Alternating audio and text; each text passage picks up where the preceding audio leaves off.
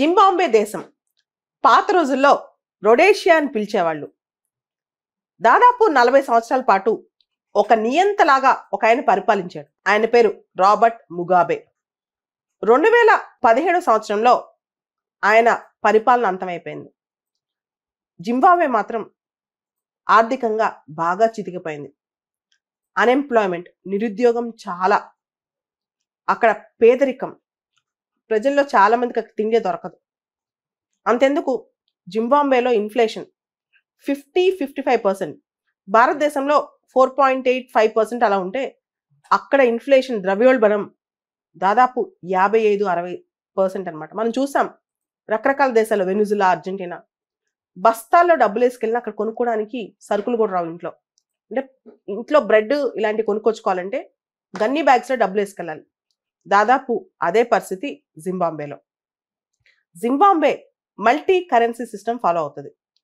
దీనిలో American dollar, South African rand, India's rupee, Chinese yuan, Japanese yen, ఇట్లా చాలా currencies అక్కడ వ్యాలిడ్ ఉంటాయి, లీగలీ టెండర్డ్ అనమాట. దీనే మల్టీ కరెన్సీ సిస్టమ్, అది ఫాలో అవుతుంది.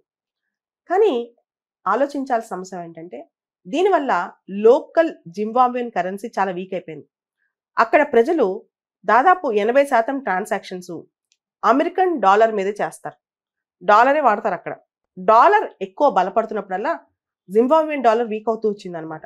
ఇన్ఫ్యాక్ట్ లాస్ట్ ఇయర్ ఒక స్టేజ్లో జింబాబ్వేన్ డాలర్స్లో $40,000 ఇస్తేనే $1 US డాలర్ వస్తుంది. సో అంత బలహీన పడిపోయింది లోకల్ కరెన్సీ, విపరీతంగా డాలర్ పైన డిపెండెన్స్ అనమాట.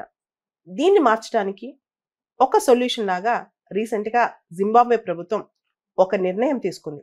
అదే gold backed currency. Gold backed currency అంటే జింబాబ్వేలో ఉన్న గోల్డ్, ఇతర ఇంపార్టెంట్ ఈ మినరల్ అసెట్స్, వీటిని బ్యాక్ చేసుకుంటూ ఒక కరెన్సీని జిగ్ కరెన్సీ అని చెప్పి రిలీజ్ చేసింది జింబాబ్వే.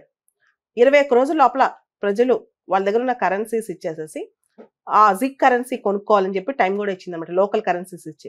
కానీ సరిపోయినంత జిగ్ కరెన్సీ అవైలబిలిటీ లేనందువల్ల అక్కడ ప్రజలు చాలా ఇబ్బంది పడుతున్నారు ఇప్పుడు.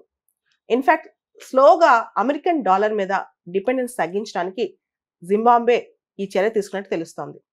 2016లో జింబాబ్వే ఇలాంటి చర్య ఒకటి తీసుకుంది.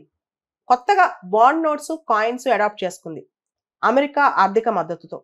కానీ అది ఎక్కువ ప్రింట్ చేసేయటం వల్ల చిన్నప్పుడు మనకు చాలా పెద్ద డౌట్ వస్తుంది, డబ్బులు లేకపోవడం దేశంలో ఇంతమంది పేదలు ఉండటం దేశం మనీ ఎక్కువ ముద్రించవచ్చు కదా అని. ఎక్కువ మనీ ప్రింట్ చేస్తే ఏమవుతుంది చెప్పండి? ఎక్కువ మనీ ప్రింట్ చేస్తే ఇన్ఫ్లేషన్ పెరుగుద్ది. ఇప్పుడు 50 రూపాయలకు వచ్చే బ్రెడ్ ప్యాకెట్ అప్పుడు 100-200 అవుతుంది. మనం పెద్ద సంచి నిండా డబ్బులు తీసుకెళ్ళినా చిన్న చిన్న వస్తువులు కూడా కొనుక్కోలేము అనమాట. సో మనీ ప్రింట్ చేయటం, కరెన్సీలు మార్చడం మాత్రమే సొల్యూషన్ కాదు, దానికి సరిపడా చర్యలు కూడా తీసుకోవాలి. జింబాబ్వేలో ఉన్న 16 మిలియన్ల జనాభా చాలా ఇబ్బందులు పడుతున్నారు. పేదరికం, నిరుద్యోగంతో పాటు చాలా డ్రాట్ సిచ్యువేషన్స్, కరువు అక్కడ ఉందన్నమాట. ఎల్నినో ప్రభావం చాలా అక్కడ కనిపిస్తోంది. జింబాబ్వే త్వరలో బ్రిక్స్లో జాయిన్ అయ్యే అవకాశం ఉంది. బ్రిక్స్లో జాయిన్ అయ్యే దిశగా జింబాబ్వే అడుగులేస్తుంది. ఈ టైంలో జింబాబ్వే కరెన్సీ కానీ, జింబాబ్వే ఆర్థిక వ్యవస్థ కానీ కొంత స్టేబుల్గా ఉండటం తనకే అవసరం, బ్రిక్స్ నేషన్స్కే అవసరం. జింబాబ్వే ఇలాంటి ప్రయత్నాలు చేయడం ఇది తొలిసారి కాదు. 2008 నుంచి 6 సార్లు ఈ ప్రయత్నం చేసింది. ఒకసారి గోల్డ్ కాయిన్స్ రిలీజ్ చేస్తే ఇంకోసారి వర్చువల్ గోల్డ్ కాయిన్స్ రిలీజ్ చేసింది. ఇలాంటివన్నీ చేస్తూనే వచ్చింది. కానీ ఎప్పుడు జింబాబ్వే పూర్తి స్థాయిలో సక్సెస్ అవ్వలేదు. జింబాబ్వేకి ఇంతకు ముందు ఆ నియంతృత్వ పాలన వల్ల అంతర్జాతీయంగా ఆంక్షలు ఉండేవి. అవన్నీ తొలగిపోతేనే ఆల్మోస్ట్ జింబాబ్వే ఇప్పుడు కాస్త బెటర్గా పర్ఫామ్ చేయగలదు. ఇన్ఫ్లేషన్ అడ్రస్ చేయాలి అంటే ధరల పెరుగుదలని అడ్రస్ చేయాలి, కానీ కరెన్సీ నోట్స్ మారిస్తే పని అవ్వదు. అదేవిధంగా ఓవర్ ప్రింటింగ్ ఆఫ్ కరెన్సీ ముద్రణ బాగా పెంచడం వల్ల నష్టమే కానీ లాభం పెద్దగా జరగదు. సో జింబాబ్వే ప్రభుత్వం ఇవన్నీ ఆలోచించి సరైన నిర్ణయం తీసుకోవాలి.